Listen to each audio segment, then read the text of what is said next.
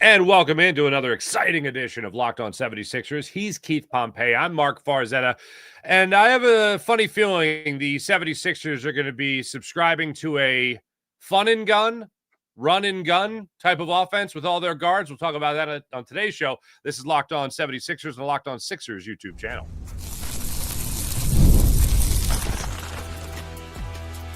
You are Locked On 76ers, your daily Philadelphia 76ers podcast, part of the Locked On Podcast Network, your team every day. And you are listening to Locked On 76ers, and we thank you for making Locked On 76ers your first listen every day, part of the Locked On Podcast Network, your team every day. This particular episode brought to you by FanDuel. Right now, new customers can bet just $5, and if your bet wins, you'll get $300 in bonus bets to use across the FanDuel app. So head to FanDuel.com to get started and download the FanDuel app today. Keith, I have this sneaky suspicion that with the fluidity of Joel Embiid's situation throughout this entire season, when he's going to be available, when he's not, his load management, when he is healthy and all that, that the Sixers are going to be more committed with Tyrese Maxey, with Quentin Grimes now officially being back, with VJ Edgecombe, as well as Jared McCain when he's healthy, more involved in a up-tempo, fast-paced offense that we really haven't seen really ever since, and I don't mean to compare as far as accomplishment, of course, but really haven't seen since Andre Iguodala was here in Philadelphia. And even before that, Allen Iverson was here in Philadelphia. Does this lineup with the way it's constructed now, and again, the unknown of Joel Embiid, make you lean a little bit in that direction, that that's what Nick Nurse could be thinking about the way the Sixers could attack this season? I mean, it could be. I mean, they said they want. I think what we saw a couple of days ago, the first preseason game, is something that they want to do. But at the same time, like we talked about it before, it's all about who plays. You know what I mean? It's all about who plays. Just because I don't think they actually know. Like, yeah, you have an idea, but you got Joel Embiid with bad knees and stuff like that when he comes out. Like, you actually want him to keep running up and down the floor. You got, Paul George with another bad knee. But yeah, I mean, I think this is the thing that they're going to go to, and it's going to be all over the place. But it's hard, man, because here's the thing. And the reason why I'm saying it's hard, because if you remember Nick Nurse's first season, the first 11 games, they were running up and down the floor. Mm-hmm. Everybody was getting involved. And then all of a sudden they were like, whoa, I really like this two-man game. And then all of a sudden they became the top scoring duo in the NBA, talking about Tyrese Maxey and Joel Embiid. So, yes, they may have a plan for this, but it's really extremely fluid. I think that is the plan, but I just want to see how it goes after several weeks. So and I agree. And I do love the two-man game between Joel Embiid and Tyrese Maxey. I love how that works, but again, depends on who's available. But here's what really got the wheels turning. We're going to talk a little bit more about your article with Eric Gordon, about Eric Gordon and his mentorship, as well as still getting the most he can out of his, 36, 37-year-old body as this season goes on. But it has me thinking about Media Day and Tyrese Maxey's statement, his declarative statement of, we want to establish a style of play that is 76er basketball, essentially. Like, they want to know, no matter who's available, we're going to play like this. Now, that sounds great when you're a guard-heavy team and those guards are producing and you're winning. But if you're not producing and you're not winning and you have an MVP caliber player like Joel Embiid in and out of the lineup, let's just err on the side of he plays more than we expect this season, then you're not, to your point, going to be running up and down the floor, because then you're going to be talking about situations where you miss that fast break layup, you miss that shot that's created because of transition, playing quick in transition. Then all of a sudden you see 4-on-5 with Joel Embiid just meandering back into the frame, and then he shoots a top of the key three, and then you go back down the other way to play defense. So you're not going to be able to keep that up, I don't think, with Joel Embiid. But in terms of when it's guard dominant, and if there's a minute restriction with Joel Embiid, or whoever it might be, that's where it might be a little bit more reliant, where the norm might become guard play more so than it is Joel Embiid getting the ball getting to the basket, getting fouled, shooting a fadeaway jumper from the baseline, whatever it might be. That's where I think you might be leaning a little bit more on guard-heavy basketball than you might be looking at more so Joel Embiid just doing his thing, mid-range game into the bucket. Yeah, I mean, I can see that. I mean, but that's what they have. I mean, they have no other option, right now. You don't have outside of Joel Embiid, you don't really have a big that you can say, I'm gonna run the offense through. I mean, outside of Joel Embiid, I mean, right now you have Andre Drummond, who's a rebounder. He can go rim to rim, but he's a little bit older. Then you have a Dembona, a guy who can, finish at the rim. They don't have that. You look at Paul George. Paul George, as good as he is, he's always been like a Swift Army knife. You know what I mean? And he's getting older. So you look at Trendon Watford. They look at him to be more of a point forward. So that's what you have to do. This team is basically, like you said, guard heavy. But at the same time, when I look at this team, unfortunately for the team, they're like stuck in like no man's land. And because what I'm saying is like, okay, you got the bigs that they can't. That's not their style of play.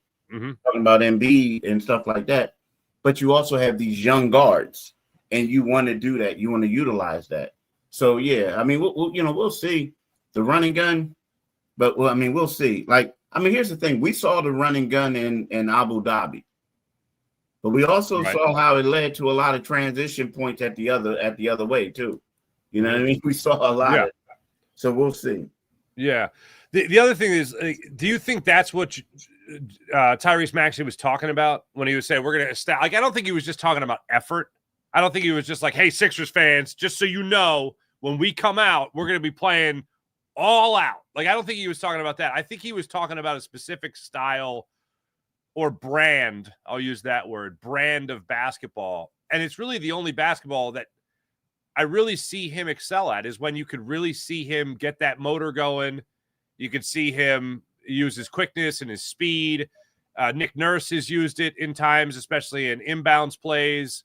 There's a great game against the Spurs where I think they forced overtime with Tyrese Maxey basically running a go route in football. Runs down the court, gets the layup, and they force overtime like that. Like, I see Tyrese Maxey at his absolute best when he uses his speed. VJ Edgecombe at this point in his career, which hasn't even really started yet, he's going to be so much more comfortable when he can run and not going to be relying on outside shooting, but getting to the basket.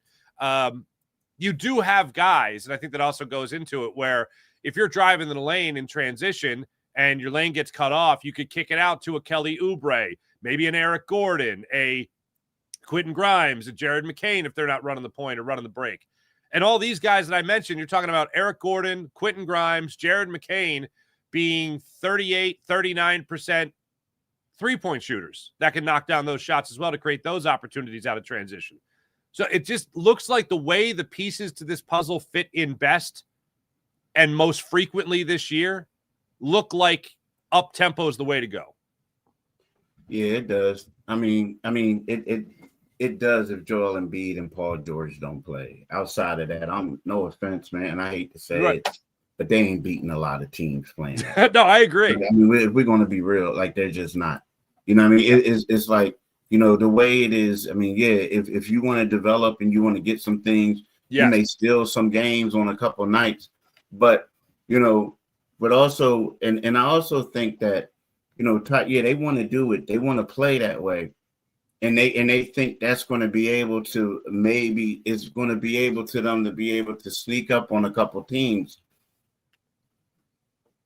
But you got to have the talented players to do it as well. Like, you know what I mean? Like, Golden State, a prime example. Golden State had the Splash Brothers. They wanted to go out there and they wanted to shoot a lot of threes. They want to do it. Well, they had 3-point shooters.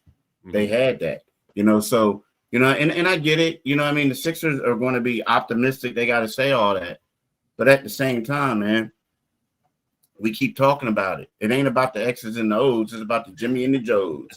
And I hate to say it. I just hate to say that. Like, without Joel Embiid, without Paul George, I know Jared McCain didn't play, Quentin Grimes didn't play, but if you add Quentin Grimes and you add Jared McCain to that thing, I don't know if they can still beat the Knicks. You know what I mean? Like I just don't see it. I don't see it. So yeah, it's going to be fun. It's going to be exciting. But I just don't see it. And if they do go more up tempo, is a lot of people ask this question. I see you guys in the comments after the show, during the show, about Paul George pushing things. You've talked about Paul George getting a rebound and pushing it and all that stuff, similar to Trendon Watford. What do you think a role for Paul George is in that scenario? Do you think he's a guy that will be or could be more of a facilitator and get that outlet pass, for instance, or at least get the break going, that kind of thing? Do you think he'll still have that type of agility, athleticism, dare I say speed, to be able to do it at this point in his career? I mean, I still think that Paul George is still, if healthy, I still think that he's one of the top two-way players in this league. Okay. I do look at Paul George as, when I look at Paul George, I look at him as someone, how should I say it? Not as the lead guy, but as somebody who can blend in because of his like personality, so to speak. Mm-hmm. I see him as a guy who gets the ball when he has to score, he'll score. But for the most part, I see him setting teammates up for nice baskets, for doing things. Like last year, I felt like he was a little underutilized, right? And played, they had him being in the corner. That's not his game. But I do think that, what we saw, like if you go back to me, the best usage of Paul George was when they played a preseason game against the Minnesota Timberwolves. And Paul George brought the ball up. He ran up. Initially, he was selfish the first time and took it coast to coast. What that did is the next time he grabbed a defensive rebound and pushed it, people came towards him.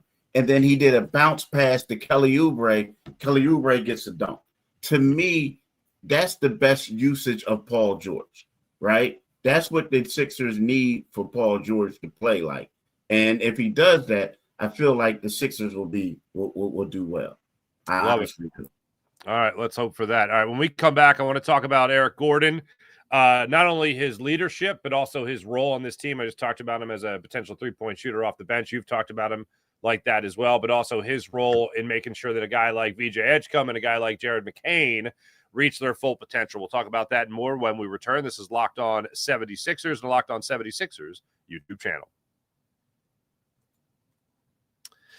And right now, let me tell you about FanDuel and all the fun you'll be having with the great people of FanDuel at FanDuel.com. Download the FanDuel app and make sure you have yourself a good time on FanDuel, especially when it comes to all the action you can take part in on game days, including NFL Sundays. Right now, new customers can bet just $5 and get $300 in bonus bets if your bet wins. That's right. Pick a bet, put down $5, and if it hits, you unlock $300 in bonus bets to use across the FanDuel app.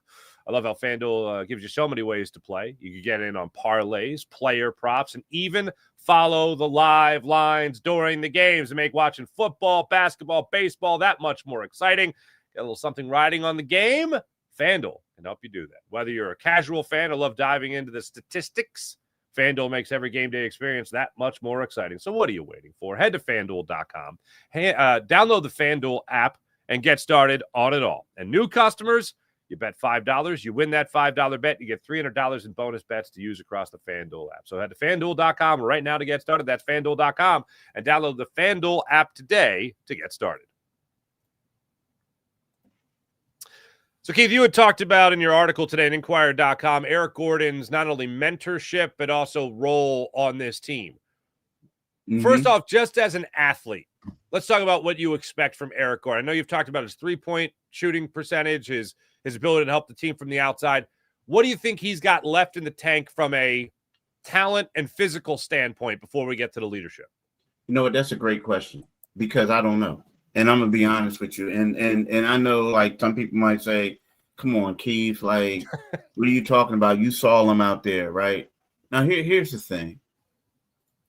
Last year, Eric Gordon didn't play a lot of minutes. Like, Nick Nurse would put him out there. They would do up and down. He looked bad at certain, like, he looked bad when he was out there, like, for quick bursts, quick runs, spurts. But it just seems like when Jared McCain went down for a little bit and he had to get more, he got more extended minutes, it just seemed like he looked more relaxed. It was like, he looked like a guy who wasn't rushing. He wasn't throwing up some crazy shots. He kind of settled in, and that's when he was shooting like 52%, right, from three during that stretch. So to me, it's one of those things where when we look at him, is he still that high flyer that's going to take you off the dribble? No. But can he knock down shots? I think he can, right? I think he absolutely can. But at the same time, are you going to give him the minutes that are needed for him to get comfortable and get relaxed? Because when we look at these guards, when everybody comes back and are healthy, he's not the guy that you're looking towards to take minutes over Jared McCain, VJ Edgecombe, Quentin Grimes. So with that being said, it's like if he comes back out and he's like playing erratically and he's trying to take people off the dribble, it's not gonna work well. But if he's off in that corner and you swing the ball to him, he's gonna knock down an open shot. He's going to knock down a shot with somebody in front of him. So it to me, the best way to look is how the 76ers are going to utilize him, right? But you know what I mean? Like he just has to settle in. Now, again, he was the first person to say, like, I need minutes. I need to play. But I don't know if the minutes are there when the team is 100% healthy. I like the idea of short spurts. I think that's one of the big adjustments he's going to have to get used to, is that he's just going to have to be ready. And I know that's 1,000 times easier said than done, but you're talking about a guy 39 games last year. You're talking about a guy who played just under 20 minutes per game, but in those 20 minutes averaged just under 41% from three. Is it easier in your experience for athletes that when you clearly define their role and set their expectations, that's when they most excel? Especially when it's somebody that knows, all right, look, I ain't going to be playing 25, 30 minutes here. I'm not going to get the minutes that I so desperately. I'll be lucky to get close to the 20 minutes I got last year. If I play 15 minutes and I'm shooting corner threes and I'm shooting from the outside, or just coming up with a good look inside to a Dembona or Andre Drummond or something like that, that's all that's asked of me. From a physical player standpoint, that's all that's asked of me. Do you think if they set those expectations for him early, he'll be able to excel in that role?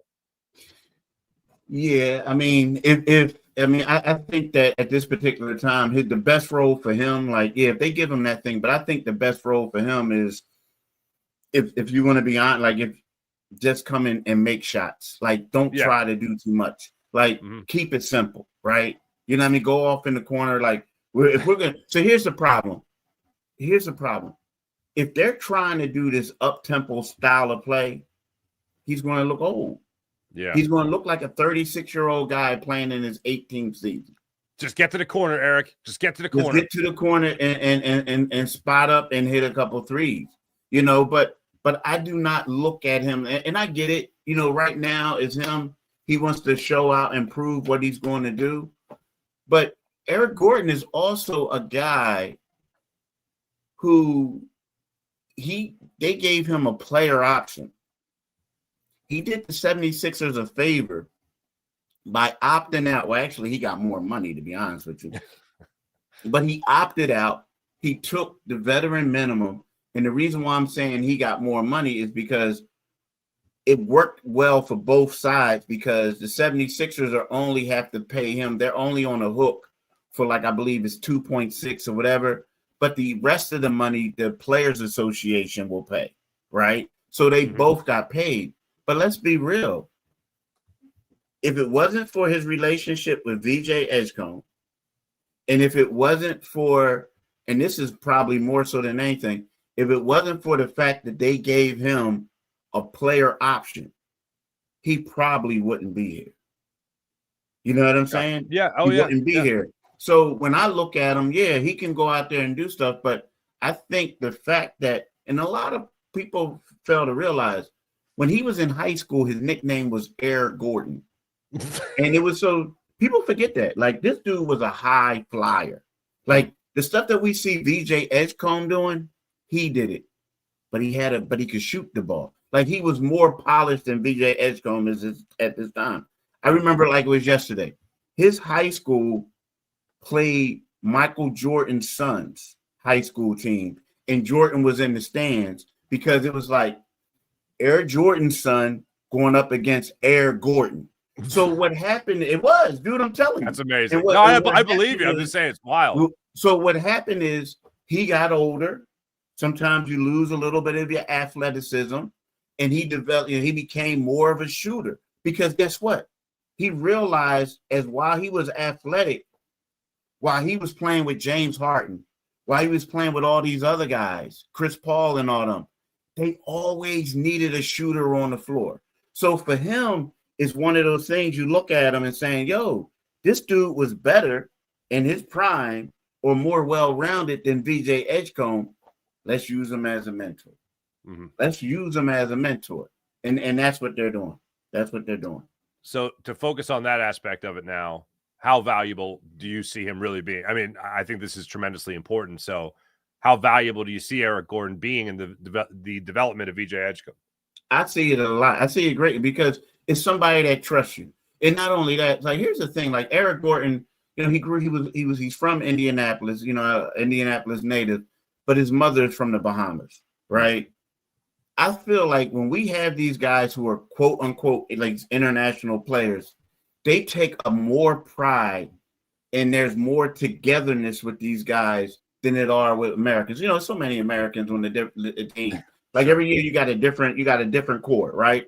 Mm-hmm. I feel like with him and for the countrymen, they all know that he's in great hands because you got Eric Gordon. Now, if they could get Klay Thompson, even better. If you could get Buddy Hield, who's like VJ's like big brother, so to speak, from another, I feel like that would have been better. But besides those two, everyone's excited. Now I'm gonna tell you this: on draft night, VJ Edgecombe gets drafted by the Sixers. Now this explains a little bit of what you're saying.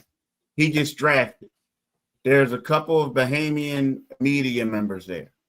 All of a sudden, next thing you know, they bring to my attention that Eric Gordon tweeted out, "Congratulations," and they said he's coming back.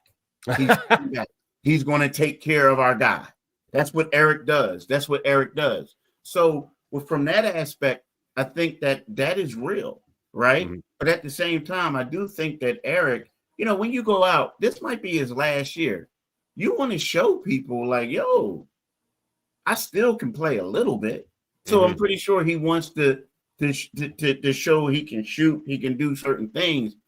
But at the same time, yeah, you got to believe it because not only is it about him helping them, he has everyone in the Bahamas looking at Eric like, look, Eric, can you please pass the torch for a guy who has a chance to be the best Bahamian basketball player, right? Since Michael Thompson. Wow. I ain't talking about Klay. I'm talking about Michael Thompson. Because, Michael Thompson is regarded as the best Bahamian basketball player. I've done a little bit of research on the Bahamian team since VJ Edgecombe was drafted. This is nothing I've known my whole life by any means. This is all recent. Yeah, me either. Yeah. Hey, you got to go over there. You say, yo, who's the best? And they like Michael Thompson. When we come, by the way, I like DK Mr. Sandman in the chat here saying, I believe I can fly, Gordon. There you go. All right, when we come back, we're going to talk about Jared McCain and yet another fun bouncing ball we get to follow when it comes to the 76ers and an injury. Also, we'll again go over expectations for Friday's game against the Orlando Magic in preseason play. All that and more when we return. This is Locked On 76ers. And now let me tell you about Monarch Money. How great is Monarch Money? Come on now. Monarch Money is fantastic. Monarch Money is great because when you look at Monarch Money, you know what you're looking at? You're looking at a way to save and build your wealth with Monarch Money. Maybe you're looking to save for a vacation, maybe college, maybe a new car, maybe you want to put an addition on the house or a new roof, something. Monarch Money helps you track all of this. A lot of people can't name their own accounts, their own investments when it comes to investments or properties, whatever it might be. Everything in their financial portfolio, Monarch Money helps you track. And how about this? The best part about it, you don't even have to touch a spreadsheet with Monarch Money, or as I like to call it, my own personal kryptonite. It tracks everything for you when it comes to data visuals, when it comes to smart characterization of your finances. Monarch Money takes care of all of it, and Monarch Money can also help take care of you with 50% off when you use promo code LOCKEDONNBA, 50% off your first year at monarchmoney.com. So head over to monarchmoney.com and make sure you use promo code LOCKEDONNBA for half off your first year at monarchmoney.com. So I feel like it's always Groundhog Day with injuries here. We're a week ago, 4 weeks, he was going to get reevaluated, Jared McCain. So now that leaves about 3 weeks for him to get reevaluated. Do you still, is this all just the same old guessing game it normally is, Keith, when it comes to an injury with the Sixers? What do you know about Jared McCain? What's the latest? It's weird that not weird. I mean, it's good that they came out and said 4 weeks.